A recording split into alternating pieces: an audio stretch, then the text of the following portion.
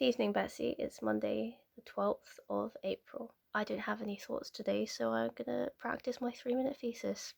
This is a competition where you have to sum up your thesis in 3 minutes. That's what I've done. I hope you enjoy it. I should clarify that it's quite rushed, spoken very quickly, and also quite quietly because it's 10:30. If you have any feedback, let me know. I'll hear from you tomorrow, and I'll speak to you on Wednesday. Here we go. Think of the worst storm you've ever been caught in the UK. Maybe you got soaked through, maybe some trees got knocked down. If you were really unlucky, you might have seen some flooding, but maybe only once or twice a year. Thunderstorms in the tropics happen much more often. For example, in the Sahel region of West Africa, massive thunderstorms are a regular occurrence in summer, and these huge storms have a huge impact.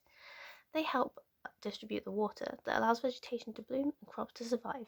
But the torrential rainfall causes enormous flooding events, displacing hundreds and thousands of people. And what's more, intense storms have tripled in number over the last 30 years, and more storms means more floods. And it's looking like they could increase even more. Well, we think, maybe. The thing is, it's actually pretty difficult to forecast these storms. It's especially difficult to predict how many are going to happen because thunderstorms, as a general rule, are quite small on the scale of continents. If you have a global weather model, a computer simulation of the whole world's atmosphere, and you're trying to predict what the weather will be like after years of climate change, it would take way too long to predict every single thunderstorm. But what about when these storms are big? We're talking half as big as Wales as an absolute minimum. That's when they start to matter in these big weather models. In order to continue existing and raining, these storms actually cause motions in the atmosphere on a larger scale.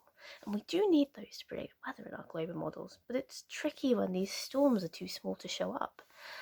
It's like when your internet is running slow on a video call and everyone turns into vaguely people shaped blobs. They're definitely still on the call, but it's pixelated. You can't see the expressions, gestures, the details.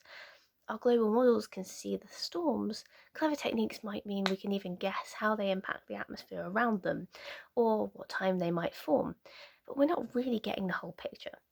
That's where my research comes in. For the first time now, we have some simulations which show us entire regions representing the processes that cause storms directly.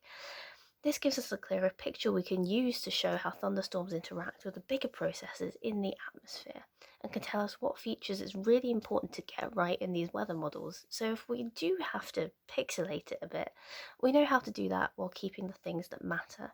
How storms affect the rest of the atmosphere. So, what are these important details? Well, some of these storms in Africa are part of bigger systems, African easterly waves. These are disturbances in the atmosphere. The thunderstorms can make them intensify, but these waves move off the coast of Africa into the Atlantic and can become bigger problems, even turning into tropical cyclones which batter the coast of the US with ferocious winds and torrential rainfall. And these hurricanes can then go up the coast of the US and back across the Atlantic, even towards the UK.